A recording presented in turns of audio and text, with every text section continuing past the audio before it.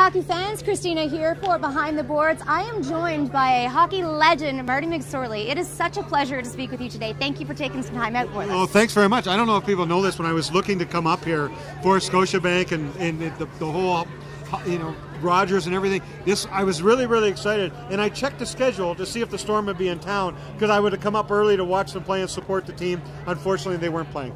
We would have loved to have you. We probably could have found a roster spot for you too. Now, you've had quite a great playing career. I mean, with the Oilers and with the LA Kings. Talk to us about some highlights for them. Well, highlight was coming into Northern Alberta and playing with the Oilers. I mean, it was really all the communities around, all the people support, and I walked into a locker room of great people. And I had a chance to grow up as a young man, to learn how to win 2 Stanley Cups with some great friends, to take that knowledge and experience that I gained and move it and go from there on into Los Angeles and the rest of my career was really special.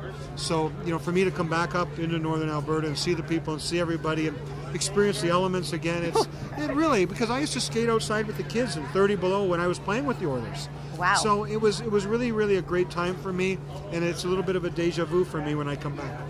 Absolutely. Now, you've made quite a transition since retirement. You've been in some movies, you've been into a broadcasting career. I mean, how big of a transition was that for you? I like to think I'm a social person, that I really enjoy people, that I enjoy getting out. I'm a real big fan of the game. So I coached for 2 years in the American Hockey League, really enjoyed that. Broadcasting for me was basically talking from the heart about the game, really treating it as if I'm sitting at a kitchen table, sitting there with 2 or 3 friends talking about the game, and that's how I treat the game. I'm a big fan of the game. So when I come out to all these events, again, for me it's hockey. I'm back immersed in the hockey environment, into one of our great communities where so many of the guys come from, grow up in, and so much hockey's being played. So it's a real easy transition for me, and I don't take myself too seriously. I just have fun doing it. Hey, that's a good way to look at it.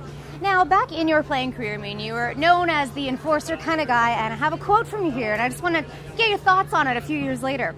The job of a tough guy is to inspire teammates and ensure the team's skilled players are not intimidated. Given everything that's happened since the year 2000, with the NHL cracking down on violence and aggression in hockey, do you still feel the same way?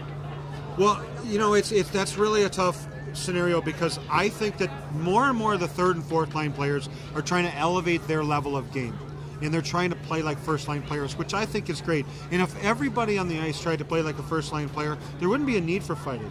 But that isn't necessarily the case. There's a lot of times before the game, a coach will go out and he'll circle 2 or 3 of the top players and say, be really hard on them. Those guys can't every game be hit hard. They can't have guys going out of their way to constantly make body contact with them. You do need those guys to be protected. I think we have to be careful of the fact is, are there more concussions in the games now than there was back then? That's true. And did the tough guys keep those guys healthy? And that's a question I think we need to keep in our mind. If there was no fighting because everybody's trying to be a great player, I'm all for it. But if we're going to allow some guys to take liberties and know that nobody can do anything about it, I don't think that's a great place for the game. So it really depends on the players on the ice and how they're treating the game. Awesome. Well, I want to thank you so much for taking the time out to chat with us today, and welcome back to Northern Alberta. I hope you brought your parka. Thank you. I wish the Storm luck, and I really hope that every one of the kids on the team has an opportunity to grow their game, continue on, and play hockey for as long as their heart contends. And if they're 55, 60 years of age and they're still playing hockey, they're successful. Awesome. Thank you so much. Thank you.